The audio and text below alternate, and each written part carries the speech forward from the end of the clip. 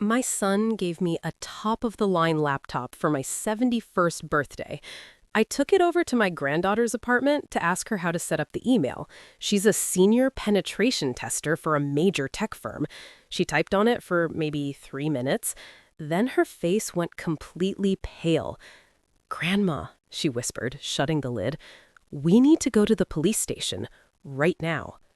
Someone had installed a rootkit and surveillance software on that machine before it even broke the shrink wrap. I didn't want to believe her. I physically couldn't. It was a gift from my boy. But 10 days later, when I uncovered what he was actually plotting, I realized that birthday gift wasn't a gesture of love. It was a digital key designed to unlock my life and steal everything I owned, including my freedom. I turned 71 on a Tuesday in early March. The spring rains in Portland had been relentless, turning the world outside my window into a gray blur. I woke up alone in my Craftsman bungalow in the Hawthorne district. It's the same way I've woken up for the last 5 years since Robert passed away from a sudden heart attack. The heating system kicked on at 6:30 a.m., and I walked to the kitchen in my oversized cardigan. The one Robert used to say made me look like a fierce librarian, which, coincidentally, was exactly what I was for 40 years. I spent 4 decades managing the city's archives before I finally retired. My phone sat silent on the marble island. No texts, no calls. At my age, birthdays stop being parties. They become survival markers. Around 1 p.m., there was a heavy knock at the door. My son, Marcus, was standing on the porch, shielding a sleek silver gift bag from the drizzle. He was grinning, that polished, high-voltage smile he'd adopted ever since he started seeing that new woman. "Happy birthday, Mom," he said. He stepped inside, shaking the rain off his coat, and handed me the bag. "I wanted to make sure you had something proper this year. No more cheap knickknacks." I reached inside and pulled out a heavy metallic box, a brand new ultra-slim laptop, one of those professional models that graphic designers use. It must have cost him at least $2,000. "Marcus," I said, shocked, "this is insane. You shouldn't have." He kissed me on the forehead. "Dad always said you were too smart to be stuck in the past. Now you can video chat with me properly, manage your retirement funds, read your journals, everything in high definition." I held that heavy box and felt a crack in the armor I'd built around my heart. He remembered. After all the arguments, after Robert's funeral, after the silence that had stretched between us, my son had shown up. For a second, I wasn't in that rainy kitchen. I was back at a Little League field in Beaverton 25 years ago. Marcus was 10, dusting the dirt off his knees after sliding into home plate. He'd looked up at me, beaming, holding up the game ball. "I won this for you, Mom," he'd shouted, "because you're my #1 fan." Robert had been in the stands, cheering louder than anyone. Everything felt safe then. Everything felt permanent. The memory faded. I was back in the kitchen, 71 years old, holding a computer I was terrified to touch. "Thank you, honey," I said. I don't know what to say." Marcus stayed for coffee. We sat in the living room, and he asked about my hip, my garden, and if I was still going to my book club. Normal questions, dutiful questions. But looking back, there was a rhythm to it that felt off, like he was reading from a script. After he left, I spent the evening staring at the box. I managed to power it on, got through the language selection, but the interface was overwhelming. My eyes aren't what they used to be, and the text was so small. That night, I put it on the charger and felt a warmth I hadn't felt in a long time. My son was trying to reconnect. Maybe we could fix things. I had no clue I had just plugged a wiretap directly into my living room. The following Saturday, I took the bus over the river to my granddaughter's loft in the Pearl District. Chloe was my daughter Sarah's girl, 28 years old and sharp as a tack. She worked as a security engineer for a cloud computing giant. I figured she could help me increase the font size and maybe show me how to bookmark my favorite recipe blogs. Chloe was patient, possessed of that specific gentleness young people reserve for the elderly, a mix of love and pity. "Let me drive, Grandma," she said, smiling. She took the laptop, cracked her knuckles, and started typing. I'll get the accessibility settings fixed and secure your browser. I watched her, blowing on my tea. Her apartment was industrial and minimalist. Chloe was the success story of the family. Her mother, Sarah, lives in Chicago now, so we mostly talked on Zoom. Chloe was the only family I really had nearby. Suddenly, the clicking of the keys stopped. I looked up. Chloe's brow was furrowed. She wasn't smiling anymore. "Grandma," she said, her voice dropping an octave, "where exactly did you get this?" "Your Uncle Marcus, for my birthday." She didn't answer. She opened a command terminal, a black screen with green text running down it, and typed furiously. "Chloe, is it broken?" She looked up at me, and I saw a look on her face that chilled me to the bone. It was pure dread. "Did Uncle Marcus set this up with you? Did you watch him install the operating system?" "No," I said. "It was in the plastic, sealed." "It wasn't sealed, or if it was, he resealed it. Grandma, this machine has been imaged with a rootkit." "A what?" I asked. "It's spyware, but not the kind you get from clicking a bad link. This is enterprise-level monitoring software. Someone installed this intentionally before you ever turned it on." My teacup rattled against the saucer. "What does that mean?" I whispered. Chloe closed the laptop lid gently, as if it contained a virus that could jump into the air. "It means someone has remote administrative access.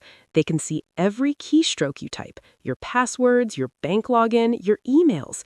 They can turn on the webcam and the microphone without the little green light coming on." The room seemed to tilt sideways. "They can hear us right now?" I whispered. "Unless I kill the power, yes." Chloe grabbed her smartphone immediately. "Grandma, listen to me. This isn't a factory error. This is a targeted attack." "That's impossible," I stammered. "Marcus gave this to me, my son." Chloe's jaw set hard. "I know what I'm seeing. I hunt these things for a living. This software is designed to harvest data and bypass two-factor authentication. Someone prepared this device to strip mine your digital life." I stared at the silver laptop on her glass table. It looked so sleek, so modern. A gift from my little boy. "What do we do?" I asked, my voice trembling. Chloe was already dialing. "We're going to the precinct. I'm calling a friend in the cybercrimes division." Detective Mark Sterling looked like a man who drank too much coffee and slept too little. He was the head of the Portland Bureau's cybercrimes division, and he met us on a Sunday morning. Chloe had mirrored the entire hard drive onto an encrypted drive before we arrived. Detective Sterling watched her walk through the code, nodding along. He didn't treat me like a confused old woman. He looked at me like a witness to a crime scene. "Mrs. Vance," he said finally, leaning back in his chair, "your granddaughter is right. This machine was configured as a surveillance node before it ever entered your home. Whoever did this has root access. They can track your location, read your financial logins, and listen to every conversation in that room." "I haven't used it for banking yet," I said. "Thank God for being slow with technology." "That's good," Sterling said, "but we need to talk about why. Does anyone have a financial incentive to monitor you?" I hesitated. "I'm comfortable. My husband, Robert, was careful with money." "Assets?" Sterling pressed. "The house in Hawthorne is paid off. In this market, it's worth maybe $1.8 million, plus Robert's life insurance and our savings. Maybe another million in investments?" Sterling nodded. "I'm going to be blunt. When we see family members install spyware on seniors, it's not for safety. It's a prelude to guardianship fraud or power of attorney abuse. Someone is building a case to declare you incompetent so they can seize control of your assets." Chloe squeezed my hand. "Grandma, who gave you the laptop?" I couldn't say his name. It felt like a betrayal just to think it. Detective Sterling said it for me. "Your son, Marcus Vance." I drove home in a fog. Sterling had kept the laptop as evidence, but gave me a clean decoy to take home so I wouldn't tip them off. I sat in my driveway, staring at the hydrangeas Robert and I had planted the summer Marcus was born. I thought about the boy who used to scrape his knees trying to ride his bike in this driveway, the teenager I taught to drive in this very spot, the man who had held my hand at Robert's memorial service. That man wanted to bug my living room. Why? 3 days later, Detective Sterling called me. "Mrs. Vance, are you sitting down?" "I am." "We've been running background on your son and his associates. Are you aware Marcus is dating a woman named Veronica Miller?" "I mentioned her. He said she was a consultant." "She's a consultant, all right. She has a record in Seattle for embezzlement and elder fraud. She served 2 years for convincing a 70-year-old retired pilot to sign over his pension rights." My stomach turned. "There's more," Sterling said. "We subpoenaed the insurance records. Mrs. Vance, did you remove your daughter Sarah from your policy 6 months ago?" "No. It's split 50-50 between Marcus and Sarah." "Not anymore. It was changed to make Marcus the sole beneficiary. The signature on the form is a forgery. And we found search history linked to Marcus's IP address researching involuntary guardianship procedures in Oregon. They were going to try to have me declared mentally incompetent.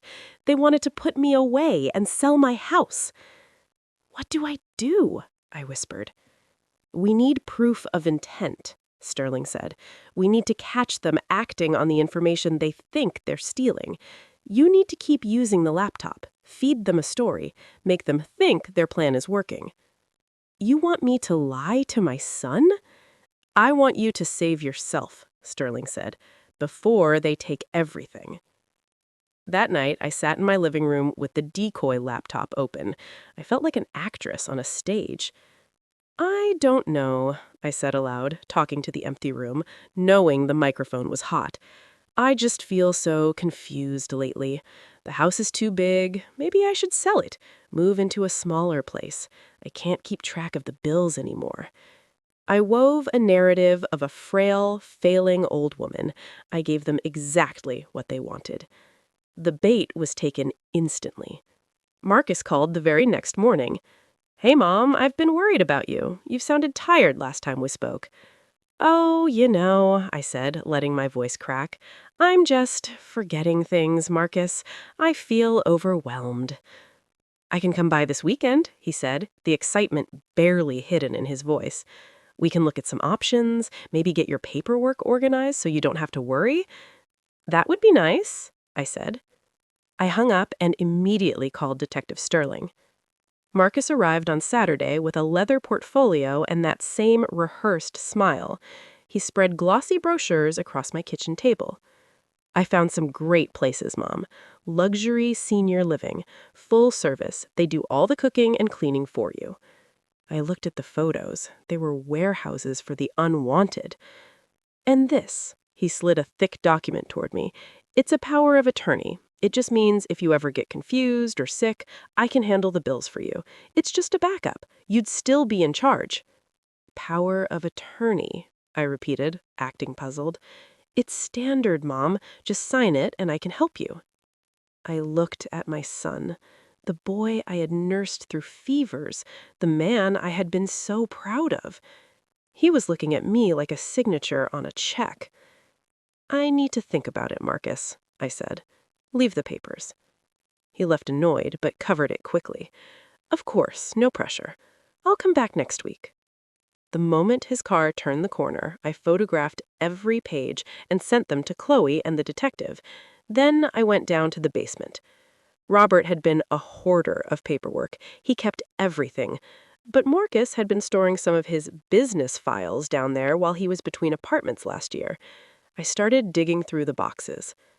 I found it in a plastic bin marked MISC, a plain blue folder tucked between old car magazines. I opened it on the workbench, and my blood ran cold. There were draft forms for a capacity assessment, pre-filled with symptoms I didn't have: disorientation, memory loss, inability to manage hygiene. There were printouts of my investment accounts. He knew exactly to the penny what I was worth. And clipped to the back, a handwritten note on legal pad paper. I recognized Marcus's jagged handwriting immediately. The timeline. Phase 1. Establish pattern of decline. March, April. Phase 2. Get POA signed. May 1st. Phase 3. File for guardianship. June. Phase 4. Liquidate house. Note at the bottom. V says hurry up. Her investors are getting impatient. Mom is healthy. We have to manufacture the decline. V was Veronica. My son was gaslighting me to pay off his girlfriend's debts. I wasn't in the basement anymore. I was back in the kitchen 20 years ago. Marcus was 18, crying because he'd failed a college entrance exam. "I'm not smart enough, Mom," he'd sobbed. "You are exactly who you are supposed to be," I had told him, hugging him tight. "I will always have your back." "I don't know what I'd do without you," he'd said. "You'll never have to find out." The memory shattered. I was holding a piece of paper that proved my son planned to erase my existence. I called Detective Sterling. "I found the plan," I said. "I found everything." Detective Sterling called me on Monday afternoon. "We're ready," he said.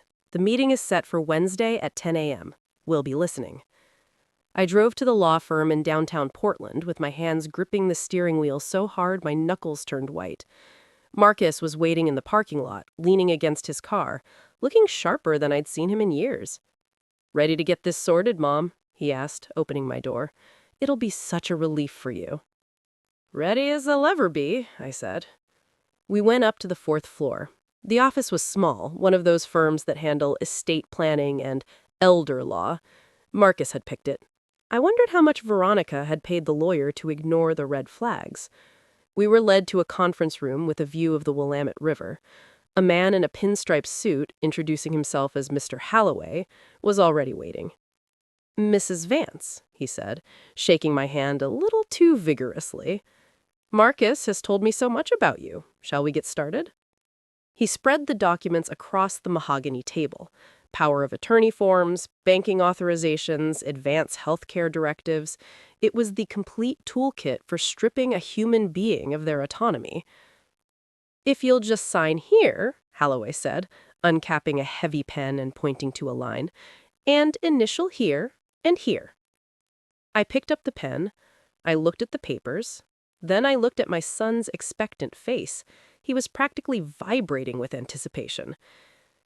"Before I sign anything," I said, my voice quiet but steady, "I'd like to understand exactly what I'm agreeing to." Marcus's smile flickered. "It's just the standard stuff, Mom. We went over this at the house, remember?" I set the pen down on the table with a definitive click. "Because," I continued, locking eyes with him, "I don't remember discussing how you plan to have me declared mentally incompetent by June, or how you forged my signature to change the life insurance beneficiary, or how your girlfriend Veronica served time for doing the exact same thing to a retiree in Seattle." The color drained from Marcus's face instantly. It was like pulling a plug. "Mom, I don't know what you're talking about." The conference room door burst open. Detective Sterling walked in, flanked by 2 uniformed officers. "Marcus Vance," Sterling announced, his voice filling the room, "you are under arrest for fraud, forgery, and conspiracy to commit elder abuse. You have the right to remain silent." Marcus stood up so fast his chair toppled over. "This is crazy! Mom, tell them this is a mistake." I looked at my son. I looked at the panic in his eyes, the absolute terror of a child caught in a lie. But he wasn't a child. He was a 45-year-old man who plotted to sell my home out under me. "It's not a mistake," I said. "I heard the recordings, Marcus. I saw the timeline in the blue folder. Phase 4, liquidate house. I know everything." "That's not... Veronica made me." He started to cry. Actually cry. "Mom, please. I was in trouble. I owed people money. She said this was the only way out. I never wanted to hurt you." An officer took his arm and clicked the handcuffs onto his wrists. "Mom," he wailed, his voice cracking. "Please, I'm your son." I thought about the boy on the baseball field. I thought about the man who stood by me when Robert died. My son would have asked for help. My son would have trusted me. You decided I was worth more as a victim than a mother. They let him out. I stayed in the conference room alone with the unsigned documents and the silence. The aftermath. They arrested Veronica Miller an hour later at a boutique hotel in the Pearl District. She had 2 suitcases packed and a one-way ticket to Costa Rica booked for that evening. Apparently, she planned to disappear the moment the power of attorney was signed. The investigation took months to unravel. By winter, the full scope of their scheme was laid bare. Veronica had been targeting vulnerable seniors for a decade, using charm and romance to find accomplices, children with debt and resentment to do her dirty work. Marcus wasn't her first partner. He was just the latest. Marcus owed Veronica's associates nearly $250,000. Failed crypto investments, gambling debts he'd hidden from the family. Veronica had paid off the loan sharks, then demanded repayment in the only currency she wanted, access to my assets. The trial was in September. I didn't go. I couldn't sit in that courtroom and watch my son be sentenced. Veronica received 8 years in federal prison. Her prior record buried her. Marcus received a suspended sentence, 3 years of probation, restitution, and a permanent felony record. The judge went easy on him because he cooperated against Veronica and had no prior history. I filed a restraining order immediately. No contact, no calls, no letters. I changed my will. Everything now goes to my daughter Sarah and my granddaughter Chloe. I changed every password, every account number. Chloe helped me install a security system with cameras at every door. I'm the safest woman in Portland now, and the loneliest. My daughter Sarah flew in from Chicago that summer. We sat on the back porch, watching the sun set over the garden. "I can't believe he did this," Sarah said, shaking her head. "I keep trying to find a reason that makes sense." There is a reason. Desperation, greed, and a manipulative woman who offered him an easy way out. Do you miss him? I thought about it for a long time. I miss who I thought he was, I said. But the man who wrote a timeline for my decline, I don't know him at all. I turned 72 last week. No big gifts this year, just a quiet dinner with Chloe. The house feels different now, quieter. I've thought about selling it, moving to a condo downtown to start fresh, but Robert's hydrangeas are blooming and the kitchen still smells like his coffee if I wake up early enough. Some mornings, for a split second, I forget. Then I remember, and the weight comes back. If you've watched this far, I need you to hear me. I'm not sharing this for sympathy. I'm sharing it because this crime is happening in every city, every day. Elder financial abuse is an epidemic, and the heartbreaking truth is that the people we trust the most are often the ones holding the knife. Here are the red flags I wish I had seen sooner. Unexpected, expensive gifts. If someone suddenly gives you a device that connects you to the internet, ask yourself, why do they want to watch me? Sudden interest in your finances. If a family member starts asking about your insurance, your will, or your account balances, it might be concern, but it might be reconnaissance. Gaslighting. If someone repeatedly tells you that you are confused, forgetful, or incapable when you know you aren't, they might be building a narrative to steal your rights. The rush. Never sign a document you don't understand, especially if they say it's just a formality or try to rush you. Power of attorney is a weapon. In the right hands, it's a shield. In the wrong hands, it's a sword. My son made his choice. I made mine. We don't speak anymore. I don't know if we ever will. But I'm still here. I'm still standing. And I'm still free. If you are watching this, protect yourself. Protect the people you love. And remember, sometimes the wolf doesn't huff and puff. Sometimes the wolf knocks on the door with a birthday present and calls you mom. Stay safe out there. And thank you for listening.